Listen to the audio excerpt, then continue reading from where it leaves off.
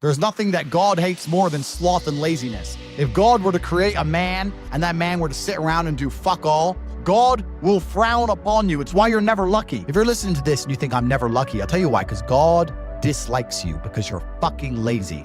Start to work. Start to show God the beauty of his own creations. You'll be amazed how lucky you'll become. God is unhappy with these people. And inside their hearts, they're unhappy. We talk about depression, anxiety, all those things you mentioned earlier on this podcast. You'll loathe your own weakness. You'll loathe your own laziness. This is what all of these things are. I don't feel depression. How can I feel depression when I'm the most powerful version of me that I could ever fucking be? Most men are walking through life and they don't realize that it's constant competition. Every single pound they want, someone else wants. Every single girl they want, someone else wants. And they're just sitting there just fucking floundering and wandering through life, unaware of how competitive the world is. And this is my point. If the world is truly that competitive, you do not have time to be depressed because it's a non-competitive mind state. You could be depressed for X, Y, Z, whatever. I'm not depressed. And I want the money you want, and I want the girl you want, and I want the status you want, and the car you want, and the house you want. I'm gonna get it, and you're fucking not. I don't give a shit what happens to me in my life. I don't care how bad it is. I don't care if the worst, most heinous things I can possibly imagine happen to me. I know that my sadness, my depression will be temporary because I will never stay a loser. It is against my creed. It's not my deal. All of your minds are broken. You can't even focus on anything anymore. You are constantly distracted to the point where you can't even appreciate the good things in your life. You're distracted. Your minds are broken. You need to rewire your mind and resist the slave programming. If you cannot control your own mind, then you are just a feather in the wind of life, because your own mind is the only thing you can control. You can't control the weather. You can't control people. You can't even control whether your heart stops beating. You might have a heart attack tomorrow. You can't control anything besides what you think. If you cannot control your own mind, then you go through life with zero control, zero influence. You can't control anything. You're just a feather in the wind, waiting for life to blow you from happy place to sad place to happy place to sad place, completely hoping on the gods to be fortunate to you, because if any genuine discomfort comes your way, you're fucked. It's so easy to win if you can control your own mind. It seems that nobody fucking can. Your own father's ashamed of you, and you don't even feel fucking motivated to do shit. It's a fucking shame.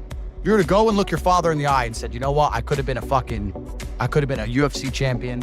I could have been a multi-millionaire. I could have been a race car driver. I could have been a fucking nuclear physicist. Could have done all these things, but I was busy on Pornhub. You think he's gonna be proud of you? Fuck no. People who go, yes, I'm wasting my potential. Those are the ones who have potential. The ones who stand up and go, I am wasting my potential. I could be anything, and I am not that yet. They have a chance. This is your prerogative as a man. You need to be instilled with a sense of duty to your bloodline. You must want it. You need to want it deep inside your soul. I can't die as anything less than emperor. As a man, if you don't make yourself valuable, you have no value. You have to get up and do it. Just like a video game, you start with fucking zero. You have to decide if you want to complete it. You have to upgrade your character. So I find it amazing that men are going to play video games and fuck about and waste their time instead of upgrading their character. Everyone knows what to do. You know what you have to do. If you had to become the most dangerous, intelligent, respectable man on the planet, you know you're supposed to go to the gym. You know you're supposed to train, learn how to fight. You know all these things. You don't do them. That's your decision. It's your prerogative. I didn't make that choice. I made the choice to do it all. I decided all of it.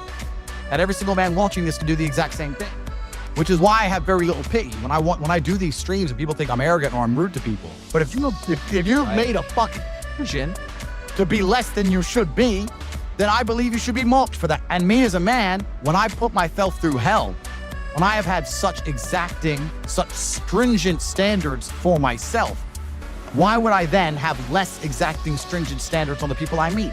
Why would I put myself through hell to be me and then meet someone who didn't put themselves through hell and then treat them like my equal? No, fuck you. And I suffered when you didn't. So you're not my equal because you decided not to suffer. You have enjoyed comfort when I haven't, and that's fine, but don't expect me to look at you as my equal because you're not, because I put myself through hell. I put myself through hell because I decided to throw comfort away. For 10 years of my life, I was never comfortable. My basic premise is that I refuse to believe in things that take power away from me. The idea, I believe, that if you feel depressed, something is depressing you, and you should try your best to fix it. You should take control of your life and do your best to fix it. Let's say your girl leaves you and you start to feel depressed, but you believe in the idea of depression. You're now going to start diagnosing yourself as clinically depressed, self-hypnosing yourself into hypnotizing yourself into being clinically depressed. And it's amazing how you can speak things into existence. I cannot become depressed because I don't believe in it. Let's pretend I'm completely wrong, right? The best option, the best thing to do is still to get up be an adult, control your emotions, be stoic, and do the things you're supposed to do day after day. Laying in bed and doing nothing is never going to be the best option. The best option is still to go to the gym, to work hard, to run your business, to be successful. So it doesn't matter. We're talking about the different positions on the chessboard. But if the rules of the game remain the same, regardless of the position you're still trying to win, you still have to do the same things. So does it even matter at this point? If you come along and say he's depressed because of X and he's depressed because of Y and he's depressed because of Z, and the answer to all of them is still the same thing, then I don't give a fuck why you're depressed. Yeah, well, what I'm saying is you're playing a game and it's a competitive game and you need to build a mindset that allows you to be ultra competitive. And if you want to sit there and say, no, I want a non-competitive mindset, then fine. You know what you call people who do not win competitions? Losers. Correct. This is just the bottom line of life. And it's kind of interesting because everyone pretends they give a fuck, but nobody does. Especially women. Women truly don't give a fuck. If you ask a woman the kind of man she wants, she will never say depressed or sad. Ever. She wants a man who is ultra capable, ultra competent. They want someone who is fun and spontaneous and charismatic and successful. They don't have time for sad dudes. They don't care. So the world doesn't care. The world has never given a shit about sad men. So if you're going to sit there and self-diagnose yourself as a sad man, you're going to have a shit life and nobody's ever going to give a fuck and you're going to perpetually lose forever. And that is your decision. I am so scared of being that person. The idea of that terrifies me to the point where I don't even want to accept that as a reality that can possibly exist. I don't give a shit what happens to me in my life. I don't care how bad it is. I don't care if the worst, most heinous things I could possibly imagine happen to me. I know that my sadness, my depression will be temporary because I will never stay a loser. It is against my creed. It's not in my DNA. So they try and convince you, don't worry if you're being a loser because people feel sorry for you and you'll get attention for it and you'll be okay in the end. And it's all this temporary fixes of dopamine by saying, I'm sad. Don't worry, bro, you'll be okay. But it's bullshit. They don't care long term. The world doesn't care. Nobody really cares. Chicks don't care. Business doesn't care. You are going to fail. You can have anything you want on the planet. There's not a girl I look at that I want that I can't have. Not one. That's my reality. There's not a car I can't have. There's not a house I can't buy. If I want to go to a yacht, if I want to go to Antarctica, there's nothing I can't have. Bam. Because I've decided to become this man. It's the same for absolutely every single one of you at home. If you actually try and you actually want it, and you're actually not making excuses, lying, talking shit, you're going to get what you want. So when I see people who don't have what they want, I consider them losers. And this may be elitist, I understand that. But if I've put myself through endless pain to end up where I am, it's very hard for me to have sympathy on the man who's afraid of pain. You're avoiding pain. I've been through endless. I now have everything I've ever desired. You have none of the things you desire. Am I supposed to feel sorry for you? Because you took the easy way out. Am I supposed to look at you and go, oh, poor dude? No, you were a fucking coward. You didn't go through the shit I went. You didn't put it on the line. So you deserve your substandard reality. That's what you deserve. You're a fucking loser. Because if you actually wanted it and you actually tried, you'd have it. You could have anything you want. Universe is super giving. If you want it, you can have it. If you're sitting there saying, oh, but I tried my best and I still didn't get it, you're lying. You didn't try your best. That is a fucking lie. The universe gives it to everybody who genuinely tries. And I know that to be a fact because this world's competitive. We're all competing against each other. And the majority of people don't try. Like I've achieved this amazing life and I've tried very, very hard. But it could have been harder. You just get to a point where you're like, I'm tired of hearing your fucking excuses. That's bullshit.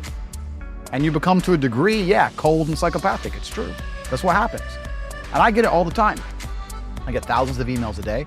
Everyone I grew up with, people I know, I get it all the time. They'll message me, hey man, just unlucky. You are not unlucky. You are a lazy fucking loser. You are not unlucky. You're breathing. You're lucky. The unlucky ones are gone. You're alive and you are a lazy loser. So a loser is anybody who does not have everything they want at the drop of a hat. That's who I call a loser. When I was broke, I couldn't sleep. I don't know how there's broke people out here sleeping just fine at night. Going, oh, inflation's 20%, gas prices are 6 times, everything on the news is a lie, I never stand a chance of ever getting rich, where's my pillow? Like, what's fucking wrong with you people? I'd go to bed at night as a teenager and think, I looked it up on the internet. It was a Honda Civic Type R. I wanted one, it was like 38,000 pounds. I had no money, less than 50 pounds on my bank account, couldn't afford it. Then I looked up how much a Ferrari cost, 210,000 pounds. And I said to Tristan, my brother, I was like, there are people with 210,000 pounds for a car. How? If I worked my job for 6 years and saved every penny, if I walked to work and didn't eat, I couldn't buy this car.